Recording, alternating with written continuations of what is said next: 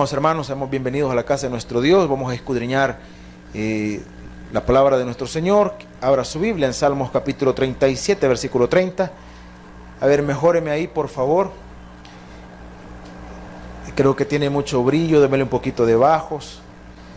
Cuando lo encontremos, Salmos capítulo 37, versículo 30, puestos en pie, le damos lectura a la palabra de nuestro Dios. Libro de los Salmos, capítulo 37, por ahí vamos llegando, ven un poquito de graves, creo. Capítulo 37, versículo 30, por ahí. Ay, qué diferencia, ¿no? Pues. Capítulo 37 y versículo 30. ¿Lo tenemos, hermanos? Amén. Muy bien, entonces leemos juntos versículo 30 y 31. Dice la palabra de nuestro Dios: la boca del justo habla sabiduría, y su lengua habla justicia. La ley de su Dios está en su corazón, por tanto sus pies no resbalarán. Que el Señor añada bendición a su palabra. Podemos tomar nuestros asientos, mis estimados hermanos. Recapitulando, recordemos y entendamos que el capítulo 37 del libro de los Salmos es una porción dirigida a nosotros, por supuesto, en nuestra relación con Dios. Se habla mucho de la condición del justo.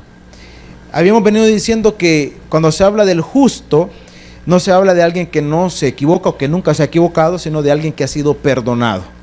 Y en esa condición estamos todos nosotros. Entonces, delante de Dios nosotros somos justos. Justos. La acción que nosotros hemos recibido se llama justificación. Nosotros hemos recibido justificación. En otras palabras, siendo culpables, Él nos declaró inocentes. Entonces, para Dios somos justos. ¿Cómo somos para Dios? Justos. No para la gente. La gente siempre nos va a ver como en la condición terrena, como pecadores, y eso va a ser así. Entonces, el salmista, recuerde usted que leímos esa porción y el salmista lo expresa, esa porción maravillosa, básicamente una promesa, cuando dice: joven fui y he envejecido y no he visto, ¿qué dice? Justo desamparado. Ahora, cualquiera podría atribuirse la condición de justo. Cualquiera podría atribuírselo. Cualquiera. Y es que hoy en día, al menos en nuestra sociedad, en nuestro contexto, mucha gente afirma conocer a Dios. Mucha gente. Lo vemos continuamente cuando vamos a evangelizar, por ejemplo, al hospital. De 10 personas a quienes les hablamos, por lo menos la mitad dicen ser creyentes. Y es divertido porque cuando uno va al centro, allá medio mundo se trata de hermanos. Fíjate que es bonito y es interesante.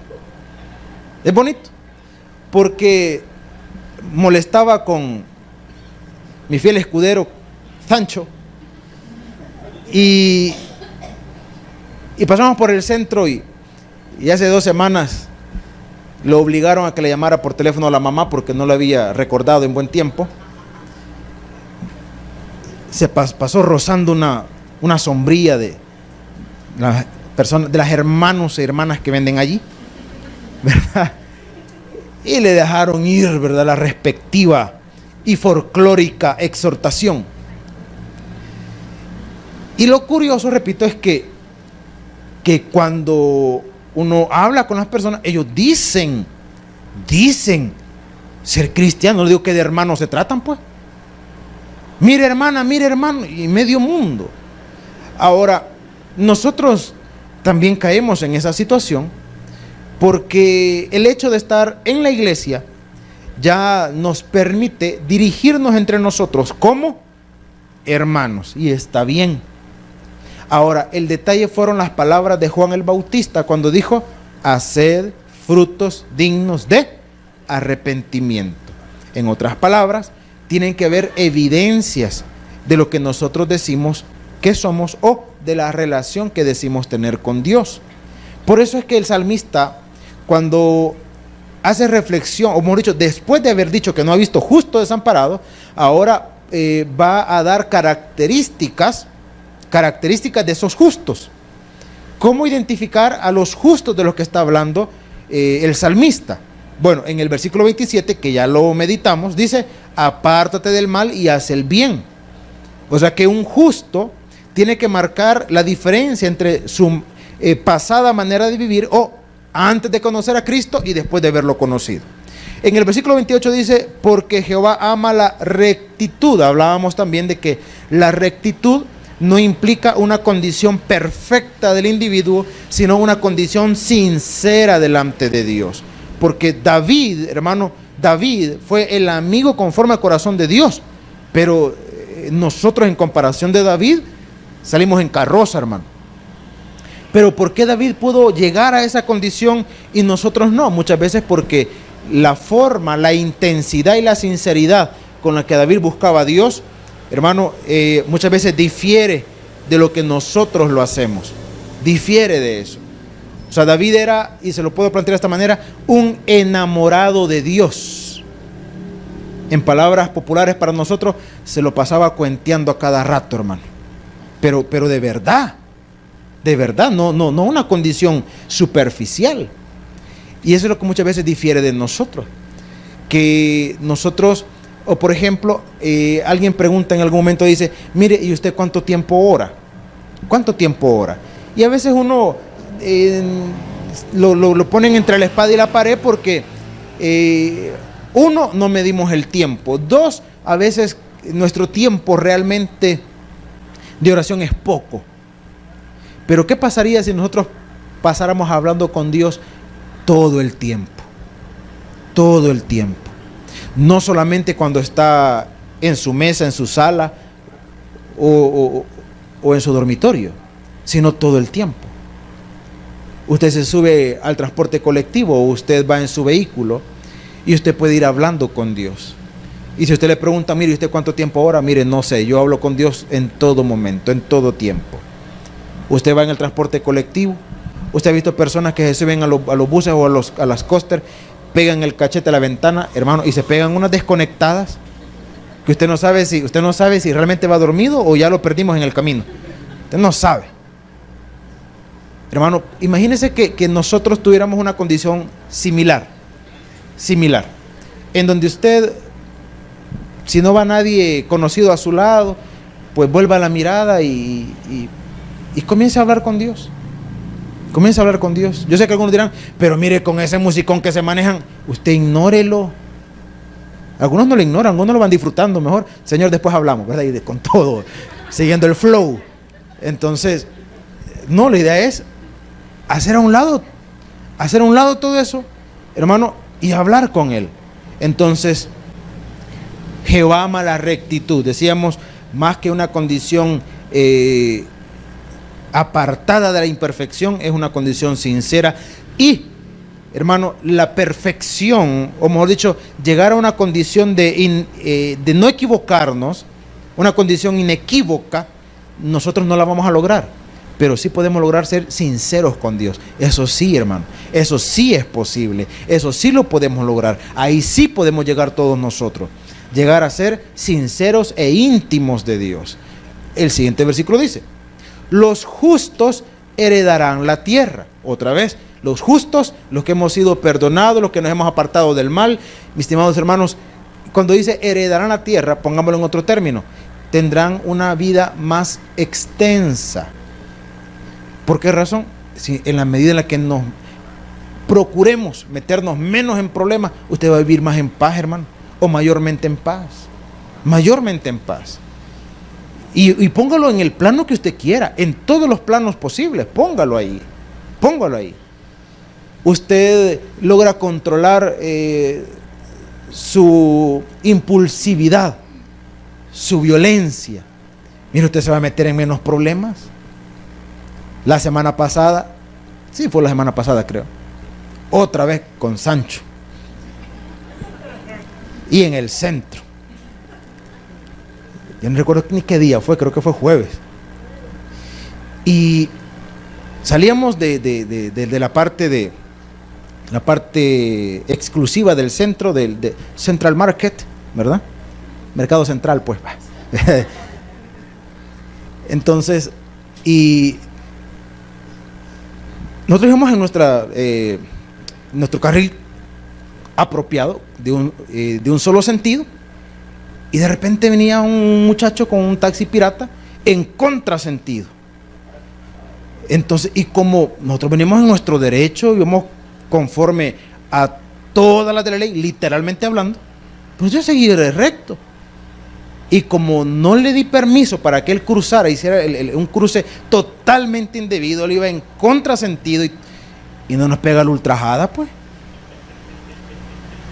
Y en ese momento, hermano, a uno, mire, uno que anda en el espíritu, pero en ese momentito, como dijo un predicador, se le vuela la palomita al Espíritu Santo y baja el buitre, hermano. En serio.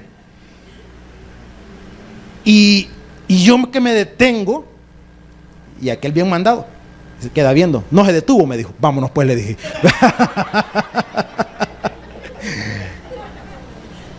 Hermano, pero después uno recapacita y dice, ¿y si se hubiese detenido? Yo le digo que él, bajate, anda a atenderlo vos.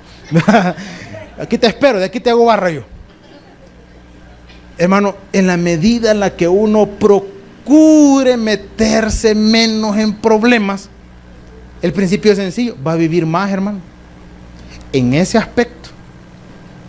Quiero ponerlo en otro aspecto. En la medida en la que usted se complique menos la existencia, usted va a vivir más.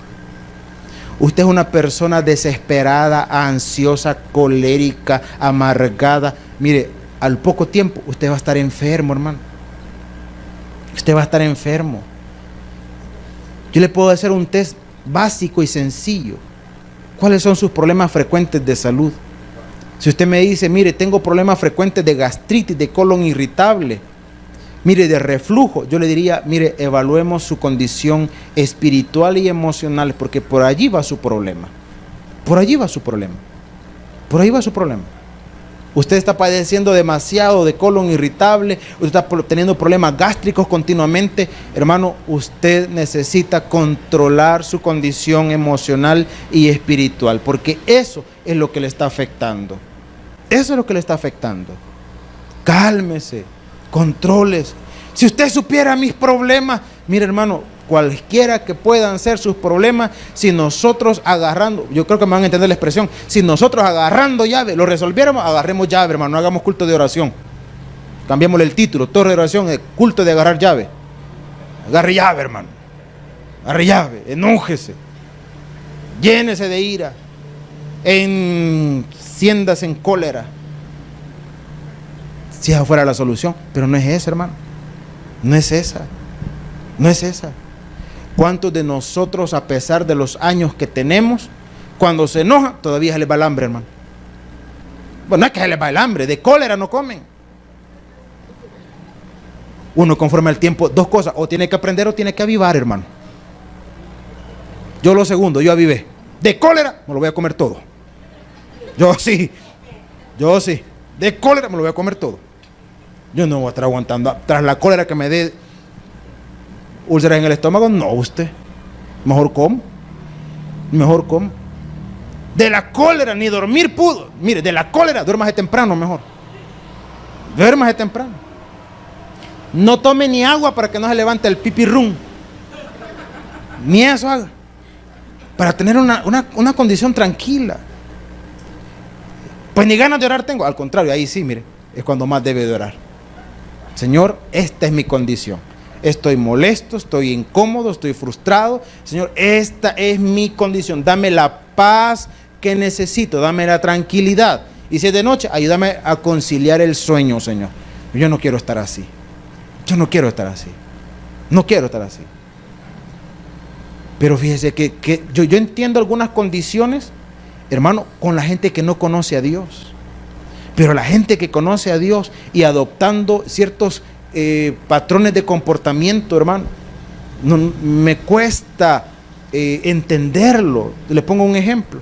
Yo no sé si pasa más en mujeres o en hombres, que cuando están pasando una situación complicada, a propósito se descuidan, hermano, físicamente para que les pregunten qué les está pasando. Ahí viene la hermana. Cuando está bien se identifica porque bien maquilladita, bien bonita. Cuando algo le ha pasado, toda mechuda, toda pálida, como que es el ataque de los zombies en los planes. Sí, hermano. Y si es hombre, con las grandes ojeras, hasta así, hermano. Como que para que le preguntan, ¿y no ha comido usted? No. Y a propósito. Como para que vean qué mal se la está pasando. Y para que digan, pobrecito o pobrecita. Hermano, la condición del creyente no tiene ni debería ser así. No tiene ni debería ser así. ¿Por qué razón? ¿Y en quién está nuestra fortaleza, pues? ¿Y en quién está nuestra paz y nuestra confianza? ¿En quién? Entonces la Escritura dice, fíjese bien, los justos heredarán la tierra. Le dije, tendrán una condición de vida mayor en la medida en la que procuremos complicarnos, hermano, lo menos posible la existencia. Depende de usted. Depende de usted. Depende de usted. Porque hay gente que se complica la existencia por todo. Pongamos ejemplos de casa. Ejemplos de casa. Usted, como madre, como esposa, se dedicó a preparar los alimentos, llegaron. Y si alguno de casa le dijo que no iba a comer, usted se amargó. Porque hasta le sirvió. ¿Qué es no complicarse? Agárrelo, guárdelo, lave el platito y ya estuvo, hermano. Viceversa, usted llega a casa y no encontró nada servido, usted vaya, agarre un pan, póngale margarina aunque sea y huéleselo, hermano. Uy, con margarina, cuando estaba chiquito, así nos hemos criado algunos, hermano, ya estamos con cosas. Cuando había pan, no, porque la tortilla le ponía, ¿verdad? Y la ponía a calentar. Hermano, de usted depende. Entonces dice el siguiente versículo. Estamos hablando de las características o cómo identificar a los justos del que habla David. Porque bonito es decir, ¿verdad? Joven, fui envejecido, no he visto justo desamparado y nos gusta, sí, pero ¿cómo son los justos, pues? ¿Cómo son? Dice el versículo 30. Mire, esto es interesante. La boca del justo habla, ¿qué dice? Y su lengua habla, ¿qué dice? Mire qué interesante. En otras palabras, cuando usted hable con un justo, a pesar de las condiciones que pueda estar pasando, hermano, sus palabras no van a ser de fracaso ni de lamento todo el tiempo. Porque hay personas en donde sus conversaciones, hermano, están tan clasificadas porque o habla, hermano, de fracasos, o habla, hermano, de desdichas, de problemas, de acabazones. Y cuando no habla de esas cosas, habla del prójimo. Y entonces dice el nuevo, Jesucristo lo dijo, porque de la abundancia del corazón, ¿qué dijo? Habla la boca. Entonces uno también debe aprender a escucharse. ¿Qué es lo que ocupa mayormente nuestros temas de conversación? Porque aquello que mayormente ocupa nuestros temas de conversación es lo que hay en nosotros, hermano. Es lo que hay en nosotros. Si todo el tiempo es una condición de desdicha, es porque lo que hay en nosotros es desdicha. Le he contado un montón de veces de ese hermano que le cambiaron el nombre, como canta el hermano salmista Joan Sebastián, ¿verdad? Yo sé que ustedes no lo han oído ese salmista, pero te voy a cambiar el nombre, tiene un corito que así se llama, ¿verdad? Entonces, le cambiaron el nombre al hermano, porque él no sé si decirle, se llamaba, porque todo lo que lo conocieron ya no le llaman igual, se llamaba Sigfrido. Pero como sus conversaciones giraban solo alrededor de sus desgracias, entonces ya le cambiaron el nombre. Ya cuando preguntaban de él, mira, ¿no has visto a sufrido? Le decían. El sufrido era. Porque todo era así, hermano. Todo era así, todo era caos, todo era de desgracia, todo era tristeza, todo era así. Todo era así. Entonces, ahora, yo sé que algunos se ríen de sufrido, pero ¿cuántas hermanas o hermanos Dolores habrán también por aquí? ¿Quiénes son las hermanas Dolores o Dolores? Hermanas o hermanos Dolores. Que todo les duele, hermano. Todo.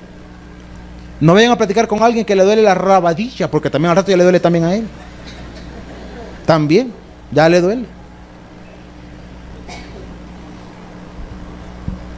Es que mire que el doctor me dijo que estaba propensa a una lesión al miocardio. A mí también. ¿Y qué es eso? A saber, pero eso también me duele a mí. Ni sabe, hermano. Hermanos, dice la Escritura, la boca del justo habla, ¿qué? Sabido, o sea, cosas productivas, pues. Cosas productivas. Yo no digo que no tenemos la condición de consultar, de preguntar o de exteriorizar en algún momento lo que nosotros vivimos. Claro que sí, claro que sí. Pero no es una condición permanente, hermano. No es una condición permanente. Hablaban la vez pasada entre un grupo de amigos, hablaban de un tercer amigo. Y quizás puede parecer de mal gusto porque ese tercer amigo no estaba ahí presente. Ahora, no estaban hablando cosas extremadamente negativas, sino que lo que estaban diciendo es que mire, con fulano no se puede hablar porque fulano, que es alguien que tiene negocios, una persona de empresa, que le va bien económicamente, le va bien. Entonces, y la conversación era, es que mira, fulano, es que con él no se puede hablar porque ese todo el tiempo está hablando de negocios. Y que compró aquí, y que piensa comprar allá, y que va a hacer, y que cobró tanto, y que no sé qué. Y todo el tiempo su conversación gira alrededor de sus negocios. Y es creyente. Ahora, ¿qué es lo que hay en su corazón entonces? El business, hermano. Eso es lo que hay en su corazón, el business. Porque esa es su conversación frecuente, continua, recurrente. Eso es. Entonces, repito, no significa que nosotros no podemos, repito, consultar algo, exteriorizar una condición. Por supuesto que sí, claro que sí. Pero no es una constante, no es una condición frecuente. No es que todo el tiempo su conversación gire solamente y exclusivamente alrededor de eso. Porque cuando es así, entonces hay que examinar lo que hay en el interior. Hay que examinar que probablemente, hermano, nuestra condición no es la más apropiada. Dice, repito, la Escritura, la boca del justo habla, ¿qué? Sabiduría. Y su lengua habla, ¿qué dice? Justicia. Ahora, cambiemos un poquito el escenario. Decíamos que no es malo que le pregunten, que le consulten, o preguntar, consultar, exteriorizar, no es malo. Ahora, pero imagínense que en este caso sea usted quien recibe, el receptor, digamos, de esa consulta, de esa conversación, de esa exteriorización. Ahora, cuando dice habla justicia, está diciendo porque nosotros nos vamos a remitir a lo que dice la palabra, a lo que dice la Escritura. No a lo que a nuestra apreciación sea lo más correcto, sino a lo que expresa la palabra de Dios. Porque ese es nuestro referente. Es nuestro referente. Porque si lo hacemos conforme, hermano, a nuestra apreciación, triste o lamentablemente, dependiendo en las condiciones en las que nosotros nos encontremos, quizás así va a ser también la orientación que querramos dar. Quizás así va a ser. Usted se acaba de discutir, pongamos un ejemplo, con su pareja, y viene y usted quiere exteriorizar lo que ha experimentado y habla con otra persona que también acaba de discutir con su pareja. Y en lugar de dar una orientación bíblica, da una condición conforme a su criterio y le dice, es que verdad que dan ganas de mandarlos allá hasta el quinto patio. Sí, ¿verdad? Sí. No, pero es que así quieren. Entonces ya no es, como dice aquí la Escritura, ya no es hablar justicia. O sea, ya no es hablar lo apropiado, lo justo. Porque hablar lo apropiado es hermano, lo que la palabra dice. Porque si vamos a dar una condición conforme a mi apreciación, mi condición terrena, mi condición humana, pues las posibilidades del error son muchas. Son muchas. Ahora, veamos un último versículo. Y vea usted. Habla de la boca, habla de la lengua, y el 31 dice, la ley de su Dios está, ¿a dónde? En su corazón. Por tanto, sus pies, ¿qué dice, hermano? No resbalarán. Ahora, podemos enlazarlo con las palabras de Jesucristo cuando decíamos que de la abundancia del corazón habla la boca, y lo podríamos enlazar con la porción de Josué cuando dice que nunca se apartará de tu boca este libro de la ley, sino que de día y de noche, ¿qué dice? Meditarás en él, para que te vaya, ¿cómo? Bien. Para que te vaya bien. Entonces la Escritura dice, la ley de su Dios está en su corazón. Por tanto, sus pies no resbalarán. Hablemos de probabilidades. Las probabilidades de que nosotros nos dejemos llevar por nuestros impulsos y las probabilidades de fracasar a través de nuestros impulsos son muchas. Las probabilidades, hermano, de caer o de fracasar guiándonos conforme a las disposiciones de Dios son mínimas. ¿Y por qué le dije mínimas y no le dije son improbables? Porque a veces Dios tiene planes, hermano. Porque a veces Dios tiene planes. Y a veces Dios, hermano, nos hace pasar por condiciones que parecen fracasos para glorificarse, hermano. Para glorificarse. Y si no, bastaría con ver la condición de varios siervos de Dios, con varios, hermano, hombres de Dios, en donde aparentemente se equivocaron y Dios permitió que se equivocaran, pero al final Dios terminó siendo glorificado. Al final de todo eso. Ejemplos. Podemos ver un ejemplo de José, en este caso. José, Dios le dio un sueño, bueno, 2 sueños. Lo comentó entre su familia. Sus hermanos tuvieron envidia de él. Lo agarraron, lo metieron en un pozo, lo vendieron. Hermano, se fue a Egipto, allá lo acusaron injustamente, lo metieron a la cárcel. Hermano, no parecería una vida de fracaso. ¿Cuál fue el gran error de José? Le dijo Dios que contara el sueño. ¿Ha leído usted en la Biblia que Dios le dijo, contá y declará el sueño a tus hermanos? ¿Le dijo eso Dios? No. ¿Y por qué lo hizo? ¿Quién sabe, hermano? ¿Quién sabe? Por presumir, por ser medio orgullosito, altanero, porque era joven e inexperto y simplemente lo dejó ir. No sé, hermano, pero Dios no lo mandó a eso. Pero aún en el error, Dios se glorificó.